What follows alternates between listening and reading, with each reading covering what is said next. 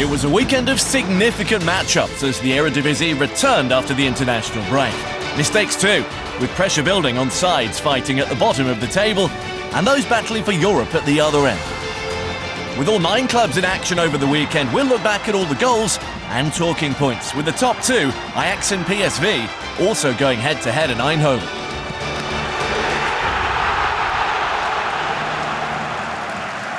We start in Breda, with 2 sides in the bottom half, but heading in opposite directions. NAC were on a 7-match winless run and had won only once so far in 2025, surprisingly against FC Twente.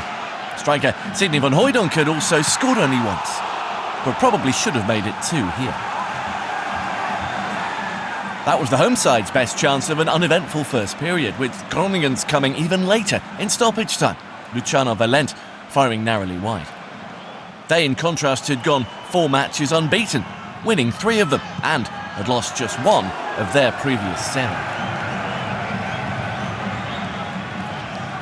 The contest came alive only in the second half.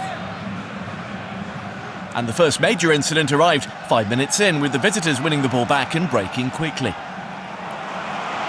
Valente succeeded in tormenting Boy Kemper, and then when Tom van Bergen couldn't convert, the winger was fouled, leading to a penalty. A clumsy high foot from Kemper leading to the spot kick, which led to a boyhood NAC fan having the chance to become Groningen's hero.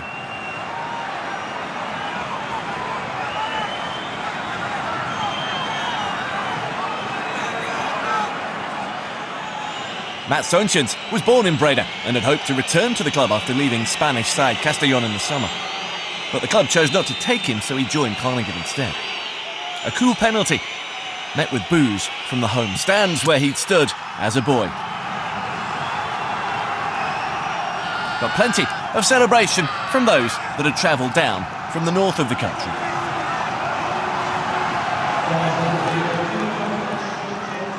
There was another blow for the hosts on the hour when 19-year-old Cherion Valerius saw his comeback ended after almost 6 months out with a knee injury.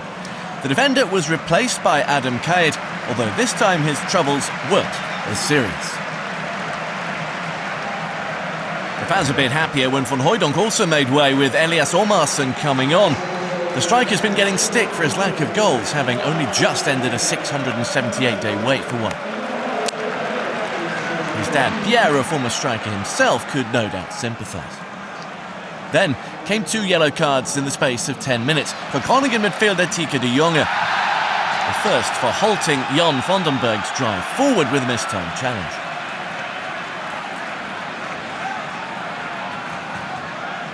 The next was ill-advised given his previous punishment. The clumsiness of this tackle on Max Ballard punished again. Another yellow card from the referee Alex Boss, leading to a first red of the 22-year-old's career. Against the club where that career had begun in the Breda youth ranks. An unnecessary risk to take, this one, and one which left his side hanging on in the final 10 minutes.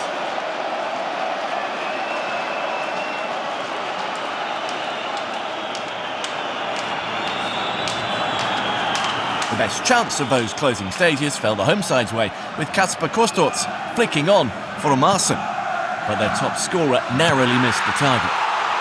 And with that, the hopes seemed to be at an end.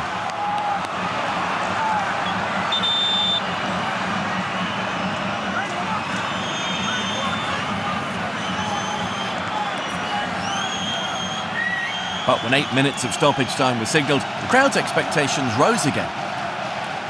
It was a testy and a tetchy end to the game, though, with frustration on both sides, notably here when Groningen sub Brynjolfur Willemsen tangled with Kemper, who took exception to the striker's efforts to then slow down the free kick. Not the subtlest of interventions from a player who relishes the physical side of the game.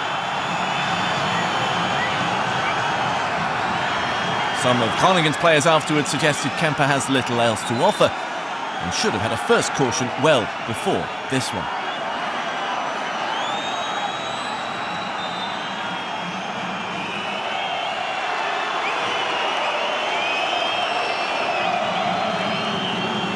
It was then a sting in the tail for the visitors.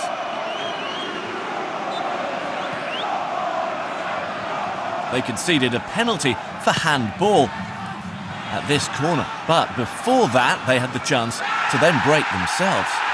Marvin Peersman carrying the ball deep before he hoped to run down the clock a little bit more in the corner, which led to more pushing and shoving from the home side, whose battling quality couldn't be faulted.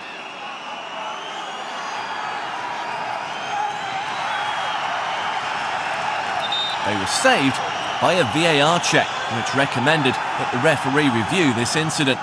And once done, he pointed to the spot again. Jörg Schröders, the unfortunate Groningen player whose arm caused the trouble.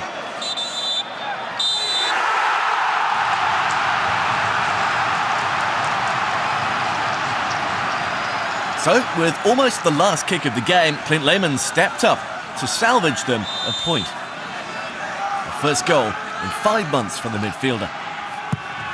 And his first against Groningen.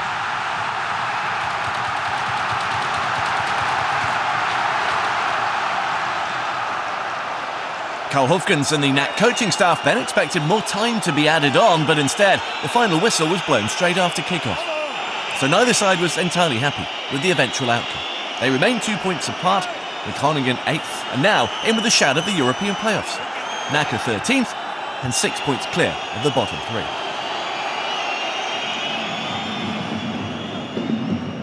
Fortuna Sittard and Sparta were in similar positions. The home side 9th, level on points with Groningen, but inconsistent, having lost 6 of their 9 games this year. Sparta sat just above the bottom three, but were unbeaten in their last 3 and improving. A free kick and some quick thinking led to the opening goal. After Katalighting was sandwiched and fouled, he then took the free kick himself, allowing Shunsuke Mito to chip the ball in. Fortuna caught unawares, still trying to ready themselves to defend the set piece. A well-timed run from the Japanese winger, and a 5th goal of the season, 3 of them coming in 2025.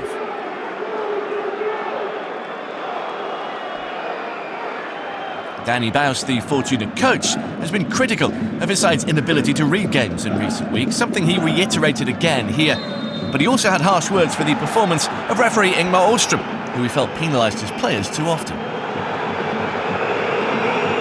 He said the official's attitude and the way he presented himself gave him goosebumps, and not in a good way.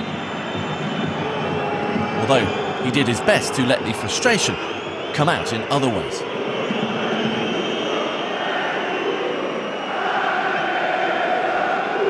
His side didn't offer much threat going forward in the first half. Christopher Pedersen's header in stoppage time was about as good as it got. And they conceded again when one of their own promising breaks was turned against them. For a time here, the momentum was with them, and had the ball broken differently in the box, they might have gone in level at half-time.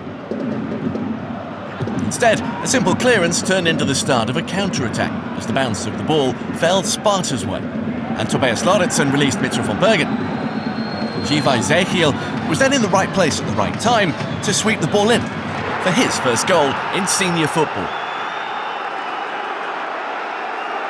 A special moment for the 20-year-old who crossed Rotterdam to join Sparta on loan from Feyenoord on deadline day in February. Baus took that as a sign to head downstairs and prepare his half-time speech. The goal capped a decent week for the young midfielder, who was also involved with the Dutch under-21s as they beat both Italy and Romania.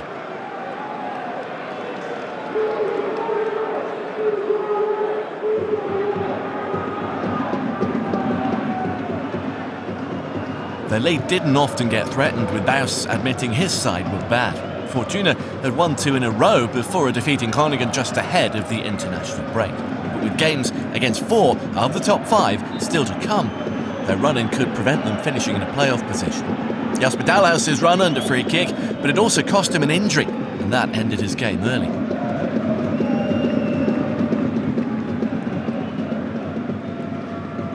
Ezekiel Boulada then clipped the bar with a far post header.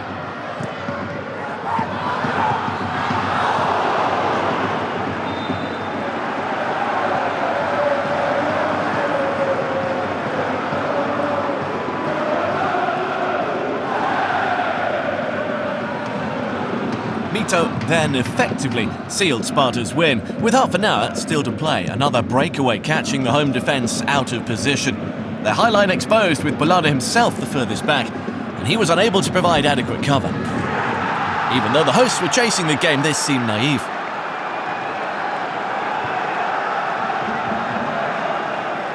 A second for Mito, and an aspect which has frustrated Baus all season.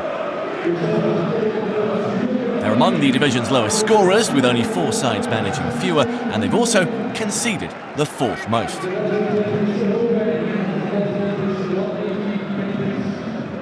So it wasn't surprising that the game flowed mostly towards their goal. Even with their 3 goals here, though, Sparta have scored even fewer. Almere City and Groningen are the only teams below them in that regard. Neither Van Bergen nor Lauritsen could add a 4th. And Patrick von Anholt then missed out on his first goal for the club too.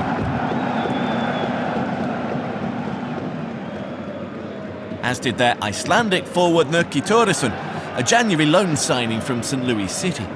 The substitute could only fire straight at Matthijs Branderhorst.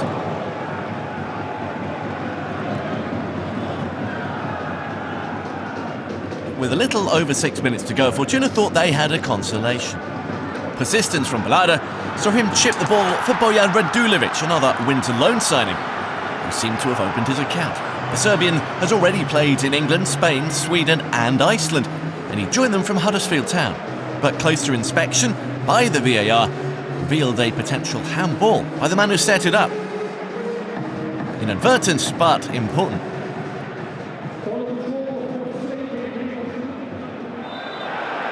So Åström came to have another check.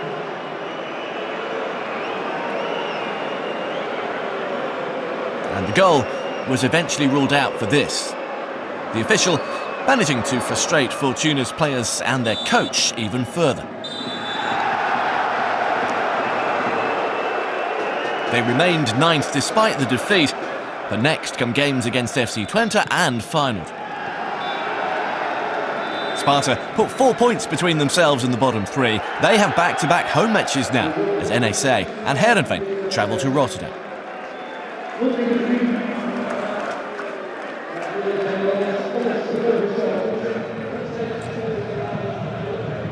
Willem II are the side just below Sparta, occupying the relegation playoff position. So this game at home to bottom of the table Almere City was crucial as they looked to pick up a first win of 2025 and end a 9-match winless streak featuring 6 defeats, including each of the last 4.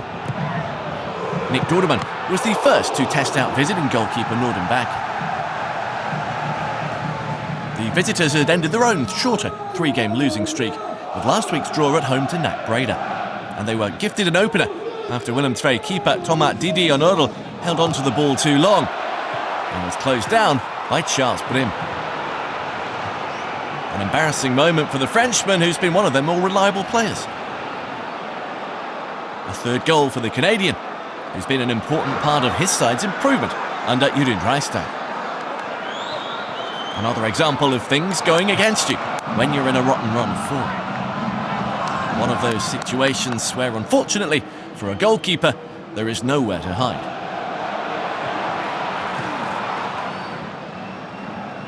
The Tilburgers were looking set for a draw against Go Ahead Eagles last time out, having hit the post and had 2 goals disallowed as well before they conceded late on. Here they followed up going a goal down by going a man down.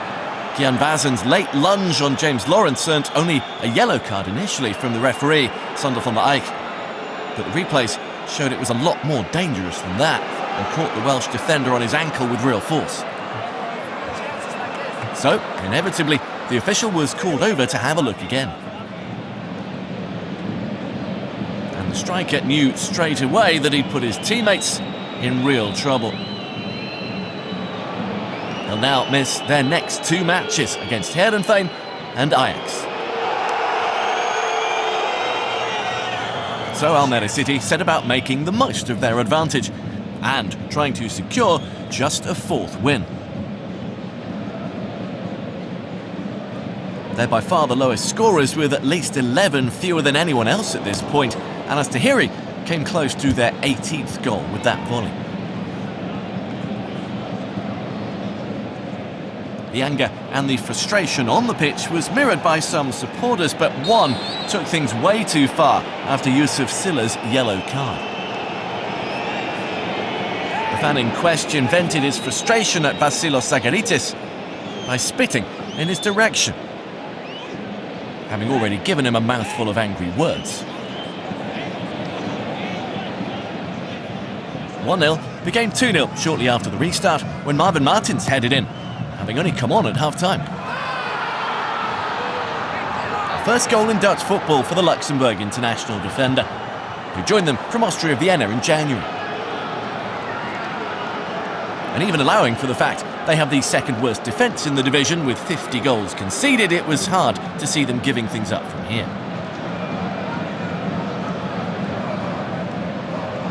In fact, Rijsdijk's men had further chances to extend the lead, which looked like including a penalty. Willem II had kept Junior Cadil relatively quiet up to this point. However, the French winger wrestled himself away from Tommy Santiago, and then he himself was wrestled down by the defender. The referee felt this worthy of a spot kick. The protest suggested the home side didn't. However, they were about to get a reprieve when the VAR deemed that the contact and the foul had begun just outside the box.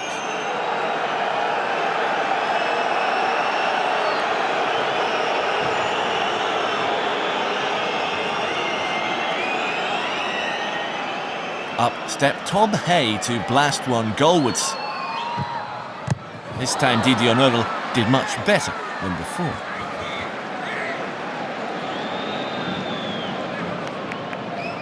His best save came just inside the last 10 minutes from another promising move, which looked like being finished off by Cadil himself. Instead, the keeper showcased the impressive side of his game with sharp reactions. Regardless of where the club are playing next season, they extended Rijsdijk's contract for another year last week. The coach, though, hasn't given up on keeping them up.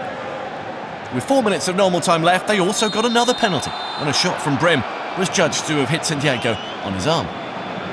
But again, this one was taken away from them after closer inspection. The shot hit the defender high up, close to the shoulder, and well above the line of the shirt. So, another VAR check ended with another spot kick being wiped out. But the fans had already reacted angrily, throwing objects onto the field, which led to the game being temporarily suspended.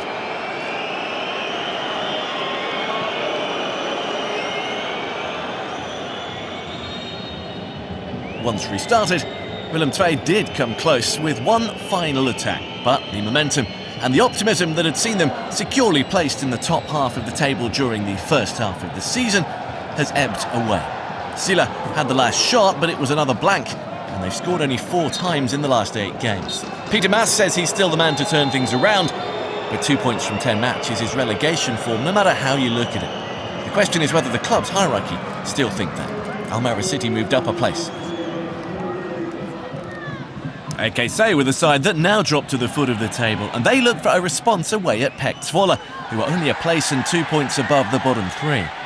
The game was a slow burner though, and neither side had much to show for the opening half hour, only Filip Krastev's shot. AKC had lost their last 3 after beating Nat Breda 5-0 in early February. PEC Zwolle hadn't won in their last 6, drawing 3 and losing 3. But it looked like they might have a penalty, or a case for one, when Redouane El Yacoubi dived in on Dylan Venter. Referee Danny McKaylee was right there on the spot and said no. And that led to a breakaway by AKC, who then engineered the clearest chance to take the lead.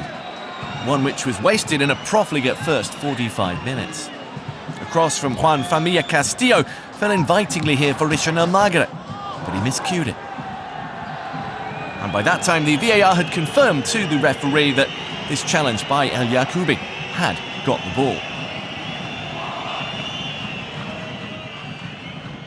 One further strike in stoppage time from Moa Hattinen was all that came afterwards. The one meaningful save that home goalkeeper Jasper Schendelaar had thus far had to make. In contrast, the second period very nearly had an explosive start and a goal inside 2.5 minutes. Tim van der Loo was the player involved, a midfielder who made the step up from second division Telstar in the summer and had already scored once against Willem II in January. Driving forward and crashing his best effort so far off the upright led to a chance at the other end, as so often happens. Anwar El Azouzi bringing the ball out before finding Dylan and Bayer, who incurred the wrath of his teammates by shooting here rather than crossing. Venter and Krastev both unmarked in the middle, the winger with a lot of apologising to do.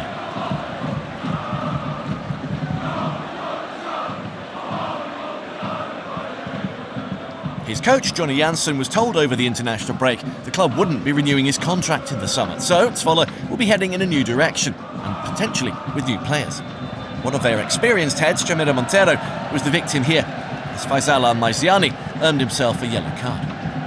A dangerous tackle as it transpired, he missed the ball and caught Montero on the ankle.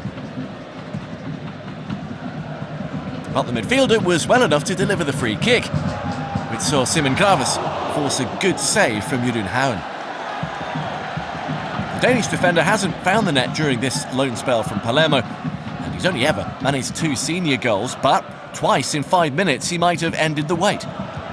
Denied here again by Houwen, who clawed the ball away from his other post this time.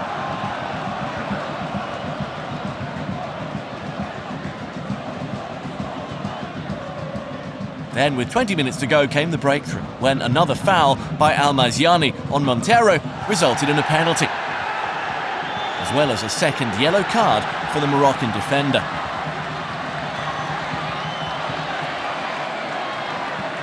This time it was a push in the back, which he protested, but those protests didn't stand up to a VAR check. He waited around a moment or two after the card was shown, but he was soon on his way. And up stepped Venter, who'd scored a penalty in December's 1-1 draw with AKC. And promptly did it again. Against the side where he spent a season on loan 6 years ago, his 12th goal of a productive campaign. Krastev sealed the win 9 minutes later with one of the goals of the round. A great curler from the Bulgarian, which moved him on to 6th, the second best tally of his career so far. And they ended the weekend 14th, with a 5-point gap now to the relegation zone. Almere City come next. AKC remained at the bottom, 11 points from safety and 7 from the playoff place that both they and Almere City are aiming for. They'll go to AZ for their game in hand during the week before hosting Heracles.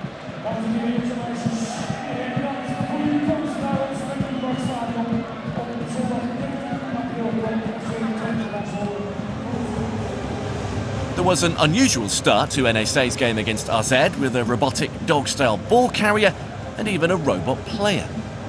There was also an unusual look to the NAC bench, with assistant Mark Otten taking charge, as coach Roy Meyer was serving a 1-match suspension for his 4th yellow card last time out during the win over Utrecht. The coin toss, at least, was done in the traditional fashion by the referee, Aaron Black. From Meyer's elevated position, he got a decent view of an exciting first 10 minutes, although he wouldn't have been quite too excited about the way his side defended for the opening goal. Troy Parrott heading back across, Ibrahim Sadiq backheeling the ball in. A second goal in as many games for him, having also netted in the 2-2 draw with Ajax. Before that, he'd waited 6 months for a goal. His side began 6th, with NAC in 12th, 15 points, the gap between the two clubs. But NAC were quickly back level. Vito van Kooy heading home with the clock ticking around to 10 minutes. Disappointing defending from the visitors this time, but a great delivery from fullback Lefteris Leratzis. In recent years, NAC have performed better away than home with AZ, where they'd lost the last 3 meetings. But they nearly took the lead for the first time through Son Johansson, the winger giving the keeper the impression he'd be crossing before clipping the bar with his shot. It was a fast-paced, end-to-end kind of game, entertaining for the neutral, but with defensive lapses for both coaches to be concerned about. The next saw Ernest Poku become the second of AZ's front 3 to score, with an excellent solo effort. as well as the run, his shot flew past Robin Roofs before the keeper could move.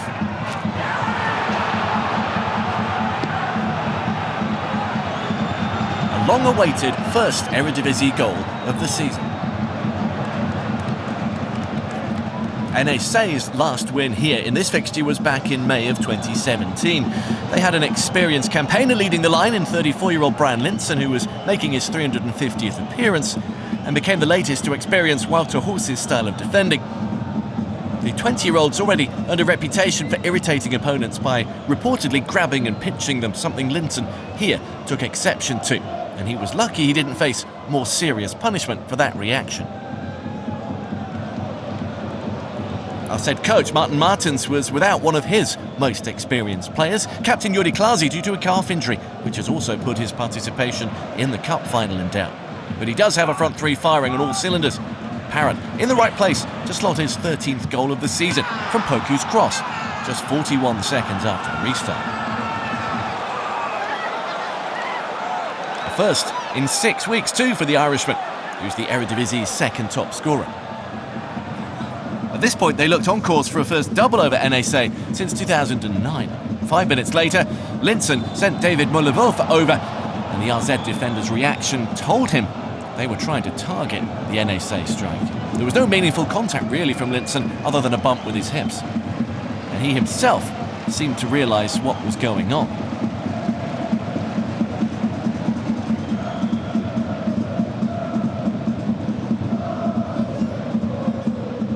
As did the home bench, who reacted swiftly to take off the striker and replace him with Kento Shogai, while another Japanese forward, Kodai Sano, came on for Lars Orton Larsen. And less than 6 minutes later, those changes paid off. Only 2 players have put in more crosses than Tom Owayan this season, and the former RZ left-back, who's now at NAC, was responsible for this too, picking out Shogai with his weaker right foot. Second goal in 3 games for the youngster, who'd made his first appearance in Japan's under-20 squad over the course of the international break. Only PSV's home games have seen more goals than NAC's this season, and they again showed why as they pulled it back to 3-3 with 20 minutes to go. Hansen picking up von Koy, who had the time to pick his spot.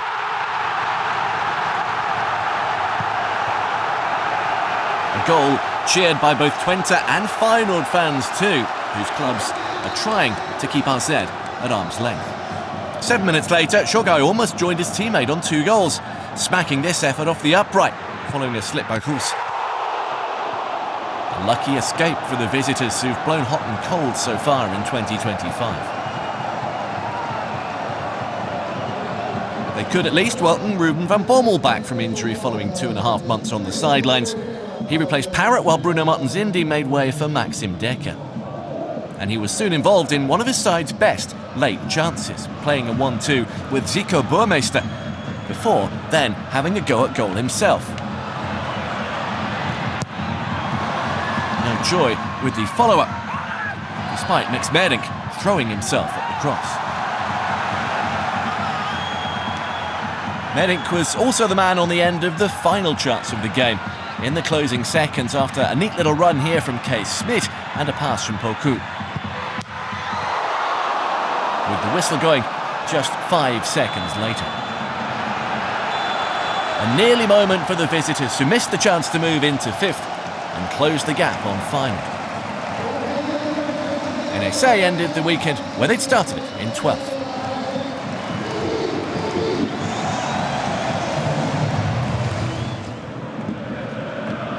Third place Utrecht were home to Heerenveen, looking to bounce back from defeat to NAC, and they were almost given a helping hand early on. The visitors coughing up the ball, Paxton Aronson firing wide.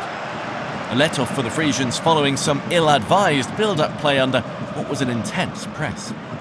Utrecht had done their homework well, and with runners from deep positions, they kept on punching holes in the visiting defence. Aronson getting through again here. His coach, Ron Jans, facing one of his former clubs. It was a busy start for Heerenveen's defence, but they kept on putting themselves in trouble and were pressed into losing the ball again. This time, it was Sebastian Haller bearing down on keeper Andries Noppert, who did well in a busy opening spell. This was the first game in charge for Heerenveen's new coach Robin Veldman, who previously spent 11 years coaching in their academy. But he joined them from Club Brugge, where he'd been coaching their reserve side for the previous 12 months. Their first chance came on the break when Levi Smans did well and teed up Ilyas Sebawi. Great chance, and the save from Vasilis Barkas just as good.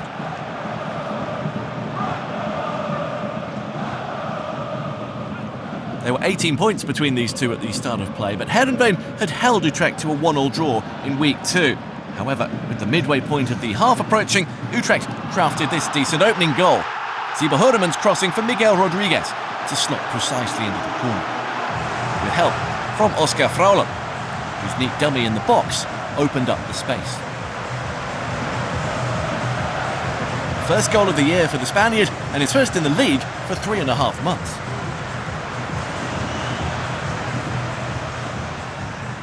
But Heerenveen still had chances to go in level, or maybe even ahead at the break.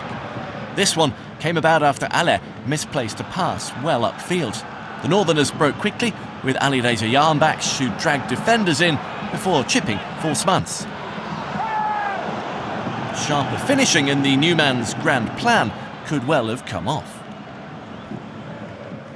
Veldman admitted that Utrecht were better on the ball, but in the transition they were vulnerable. That said, there were many moments too where Heerenveen looked vulnerable, the start of the second half being one, and there was no surprise that it came from one of their own restarts. Rodriguez, Fraulo and Allaire, as well as Aronson, a quartet proving hard for the visitors to pick up. They did get there in the end most of the time, to snuff out the danger at the last minute. However, just before the hour, one of their defenders, Nikolai Hopland, did get there, but also scored an own goal.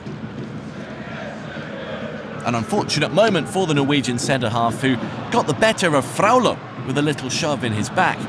However, perhaps he took his eye off the ball here in doing so and diverted it into his own net.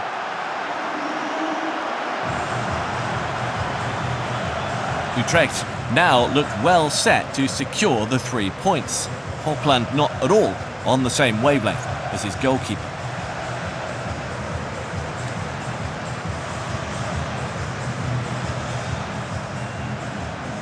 Utrecht pressed again from the kickoff, and they nearly got another to reinforce their superiority. Adrian Blake enjoying his first start for the club, and he might have capped it with a goal too. While the fans were certainly enjoying what they were being served up. And dreaming of Champions League football, no doubt, which they'd have the chance of qualifying for if they can keep a hold of third place. The third goal would have made life even more comfortable. But Heerenveen weren't the only ones missing sharpness. Nick Vierhaver was too. The game got a little more ragged as it went on, and in the final quarter neither side guarded possession particularly well. Both gave it away cheaply in this passage of play, which ended with Yarnbaks providing from the right-hand side, and this time the ball didn't quite reach Sebawi.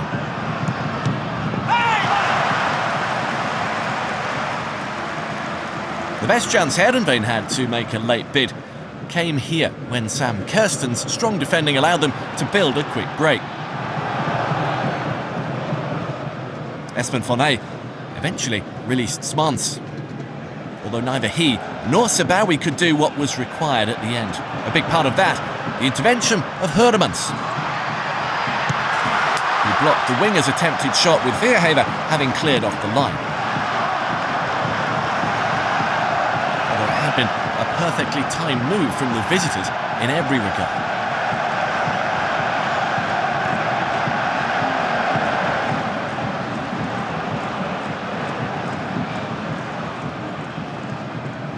The last chance of the game did reach Sebawi with 10 minutes to go, and a chance to stage a grandstand finish and make the closing stages nervy for Utrecht. The race for third's the most fiercely contested of the European places at the moment.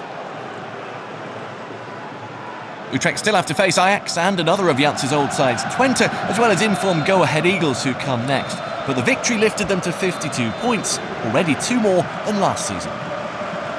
Owner Frans van Zomeren clearly happy.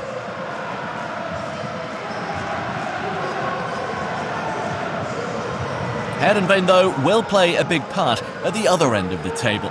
They still have to play the bottom 4 clubs, and next comes a meeting with Willem II. Maybe then Veltman can get his first win in charge.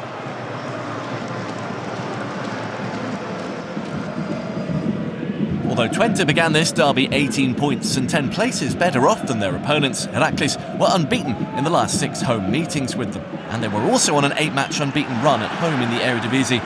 They made a bright start too, snapping into challenges, pressing Twente into mistakes, and profiting when they happened. Although they couldn't have predicted a keeper as reliable as Lars Unestål handing them the advantage.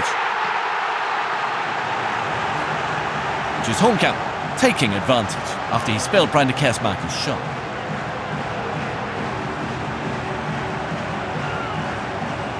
A 5th goal for the striker and his 3rd in the last 4 games.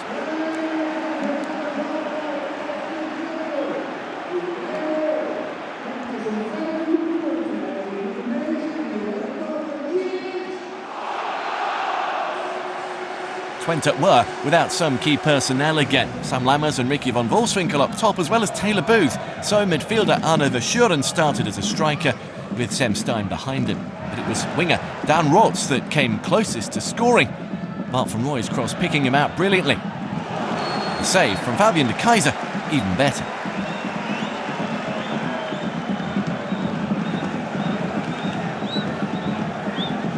As with all derbies, nobody wanted to shirk a challenge, and both number 3s went full tilt at this one. Janus Vikov getting there first, Gustav Lagerbielke picking up a caution as a result. Some of the Heracles fans had got wind their midfielder Thomas Bruns had extended his contract for another year to take him into 10 years at the club in total over 2 spells. With his 3rd child also due, he was hoping this would be a dream day and include a win. With Twente having suffered a humbling 6-2 defeat to Feyenoord last time out, they were in need of a positive display, but it wasn't a joined-up display in the first half. There were moments, but Heracles defended doggedly. Damon Mourani got a yellow for his challenge on Michal Zadele. It was a completely different game to their 5-0 win in the home meeting earlier in the season. They could easily have doubled the lead, Heracles, on the stroke of half-time too, as they worked their way intelligently from one end to the other. Bruns leading the charge and linking up well with Hornkamp. De Kersmaker then thought he'd lobbed in a second. Michel Flapp showing great awareness to clear in the nick of time.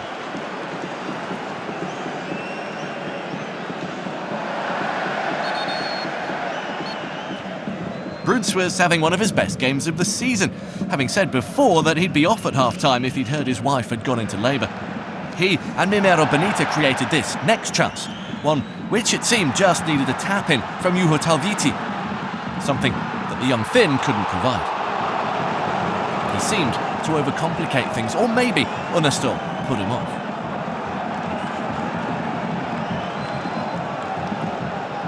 It was one which their coach, Owen van der Looy, hoped wouldn't come back to haunt them. This was his last derby. He's already announced he'll be leaving at the end of this season, and his players seem determined to win it for him, throwing themselves in the way of everything. Verschuren denied his first for the club by Mirani's perseverance.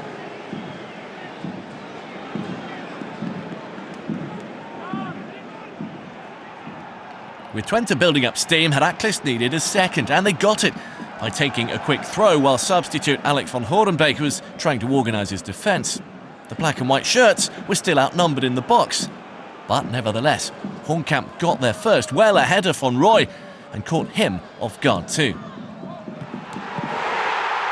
Not a great demonstration of defensive solidity, but not that the home side cared, as Hornkamp jumped into the fans and Suf Podgorianu celebrated his assist.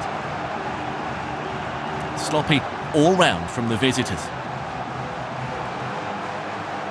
leading to memorable scenes for the striker and his supporters.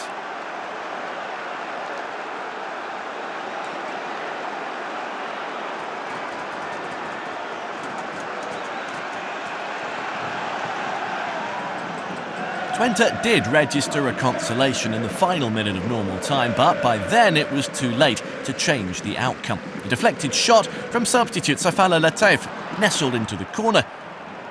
It gave the Tunisian his first Eredivisie goal, but his side still got nothing. Heracles have only been beaten twice in the league this year.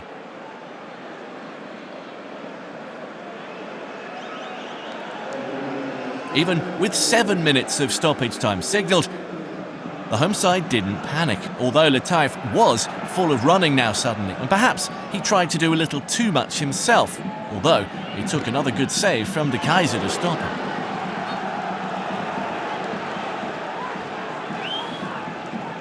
There was always the chance of something controversial, and it happened in stoppage time, after Stein failed to get on the end of a corner. Whether or not a fan shouted something at him as he retrieved the ball, he appeared to spit in their direction, or maybe feigned to. His dad Maurice watching on as usual. When their games don't clash with Sparta's, he does. But the striker's actions certainly didn't go down well.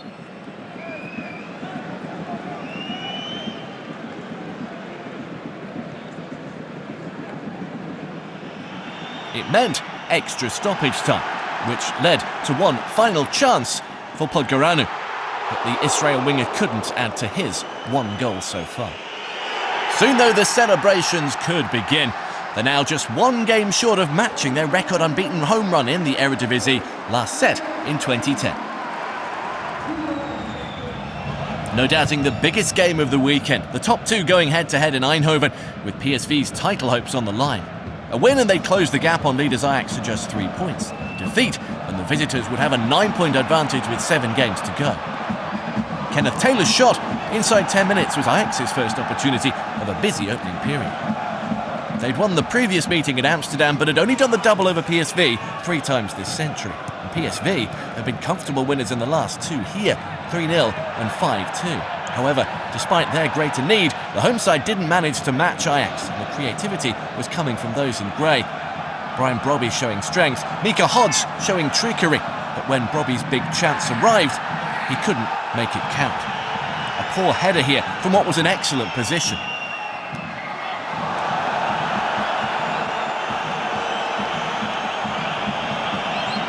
However, he went on to dominate PSV's defenders. Of all the Eredivisie players with at least 1,000 minutes played this season, nobody has won more fouls than him. Olivier Boscali caused this one. The striker certainly made the most of the contact, but it did prove a crucial moment in the game. Jordan Henderson's delivery may have been blocked by the wall, but Lucas Rosa, on his first league start, was well aware of where Davy Klaassen was.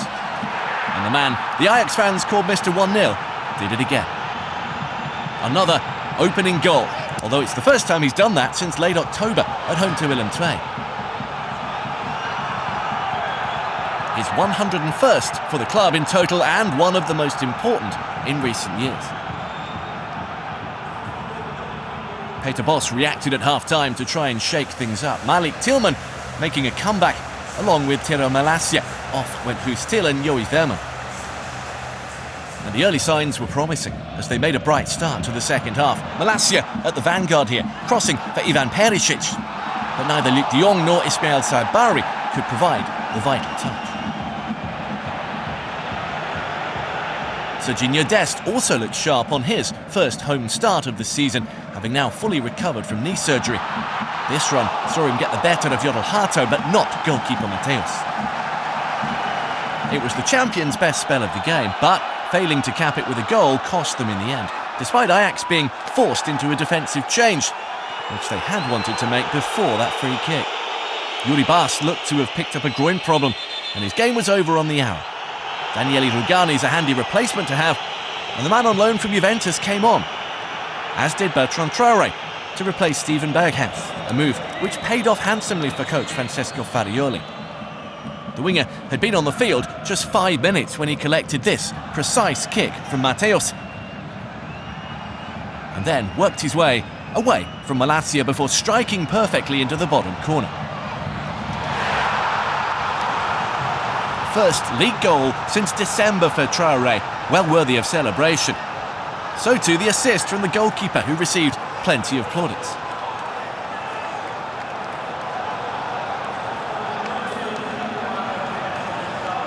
Ajax executed their game plan perfectly. And PSV were well short of the standards that they set in their recent recovery following a poor start to the year.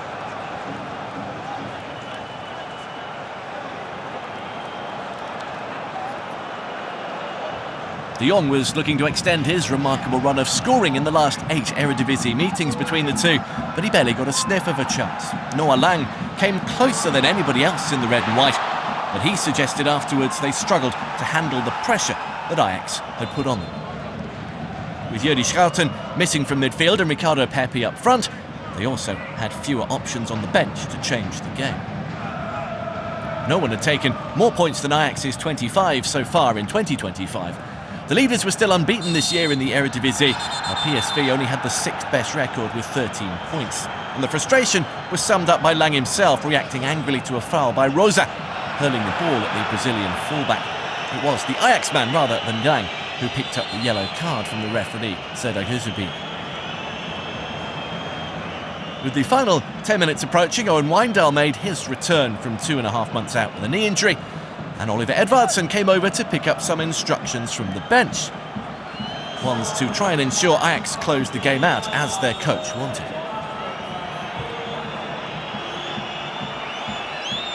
They did that despite 1 or 2 small scares, securing a 6th straight away win with a clean sheet in each. One more would match their best ever run from 1995. Perisic had the home side's final chance, and after that, the trickle of fans that had begun moving towards the exits turned into a stream. For the first time since the 2021-22 season, Ajax had won all 4 games against PSV in finals, and their fans were the ones making all the noise. With 7 games to go and 21 points to play for, no one in Amsterdam celebrating just yet, but this was a big step towards a first title since 2022, the final season under Erik ten Hag. The PSV players who spoke afterwards, as well as Bos, admitted their title hopes were gone and they were now fighting for second. Next to go to Groningen, Ajax host NAC Breda.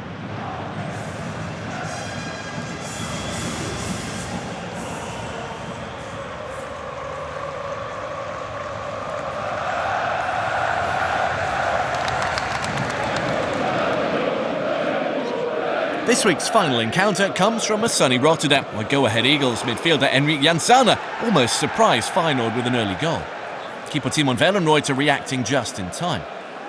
These were 2 sides in good goal-scoring form. Feyenoord having scored 6 against Twente before the international break, the Eagles had won the last 4 in all competitions. And the visitors looked very much up for the fight, getting in Feyenoord's faces for every ball, as Matisse Soré did here, with pressure on the young right-back Rivero Reed.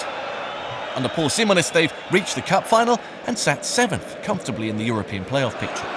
Feyenoord, meanwhile, were competing for 3rd and began 5 points behind Utrecht after their win earlier in the day.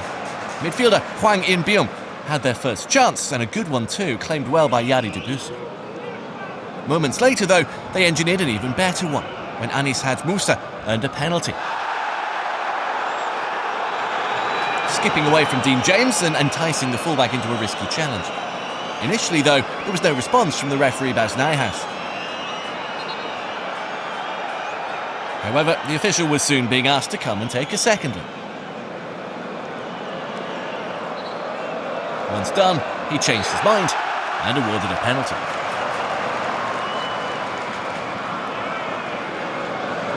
The responsibility fell to Polish international Jakub Moder, a January signing from Brighton, who's rebuilding his career after a year out with a knee injury. And despite the keeper's antics, he kept his cool, just far enough into the corner to be out of the Belgian's reach. A second successful penalty for him, after he also converted against Inter Milan. And his first Eredivisie goal, one his coach Robin van Persie enjoyed. He was on the hunt for a first home win in charge. The Eagles, though, were made of stern stuff and had already beaten PSV home and away in back-to-back matches as part of that current winning run. Their equaliser, just before half-time, was beautifully crafted. Victor Edvardsen's dummy rewarded as the ball was played back to him. 7th goal, 3 in the last 5 for the Swedish striker. Sure providing the ball in, Milan Smith the assist, meaning Smith had now been involved in a goal in each of his first 4 starts for the club. They deserved to be level at the break, but a mistake in the opening 15 minutes of the second period saw Feyenoord edge ahead again. Evert Lindhorst losing the ball to Haj Musa. His quick feet again opened up an opportunity which he himself took.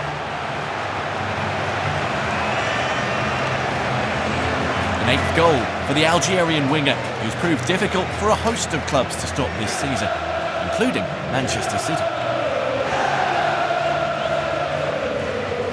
While his goals and assists have lit up the camp and elsewhere, Oliver Antman has more assists than anyone in Europe's top 6 leagues, except Mo Salah.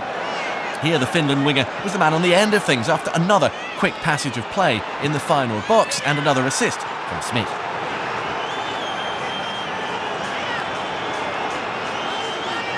A move which had started with Edvardsen bullying Hwang into losing the ball. Another precise finish and a 6th goal to go with his 12 assists. There was plenty to admire about the football from both sides, and David Hansko gave an example of his passing ability with this great ball out to Haj Musa, who once again danced his way through. Fortunately for the visitors, Mats Dyle was well placed to clear.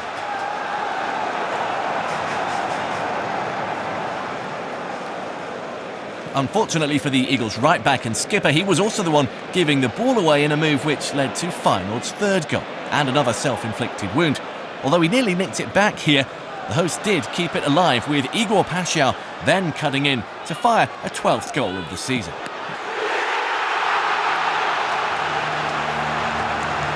Their hat-trick hero from the previous outing on target again. The 6th time in a row they'd scored at least 3 goals against these opponents. Defenders must now be well aware that he wants to cut inside onto his right foot, but stopping him is another matter. After a first ever call-up to the preliminary Brazil squad for March's internationals, he now wants to make it all the way to a debut. The increasingly busy Debussy was equal to his next effort though. A familiar sight for Feyenoord fans by now, the winger driving forward before unleashing a powerful effort from the edge of the box. The shots were stacking up, as were the cups, as the fans look to celebrate in a different way. Quite an impressive achievement. With Paschal and Haj Musa running the show for the host late on, a 3rd equaliser looked unlikely for go-ahead Eagles. Only Heracles and Ajax had beaten them since the 1st of December, and both those were also away. They rode out the late storm though without conceding again, as the two wingers combined. By the end, there were tired legs and tired minds, with mistakes creeping into Feyenoord's game too, with Ibrahim Osman losing the ball before Janzana did the same. Sub Zé Pequeno Redmond going close to a 4th and what would have been the 18-year-old's first in the Eredivisie. There was one last scare at the other end before the final whistle. One last sight of goal for Edvardsen, as the Eagles gave another very good account of themselves despite defeat. For the 4th game in a row, Feyenoord had conceded twice though. The first time they'd done that since January 2016, this time the Swede taking aim himself from further out. But eventually Van Persie got his home win, following on from a defeat to Inter Milan and a draw with NEC. And for the club, back-to-back league wins for the first time since November. They're back to within 2 points of Utrecht and 4 ahead of Twente while still having a game in hand. Utrecht are the Eagles' next opponents, so they could do Feyenoord a favour. So a big week at the top of the table and a significant one at the bottom too, with Almere City finding some form and Willem II continuing to drop. Heracles took the spoils in their derby to take a big step towards mathematical safety, as did PEC Zwolle, a result which saw RKC return to the bottom. Ajax's 9-point lead is a margin no one's ever let slip at this stage, and PSV could yet face a battle for second, while the bottom two have real work to do to engineer a great escape. We're back next week. Until then, from me, Jonathan Beck, it's goodbye.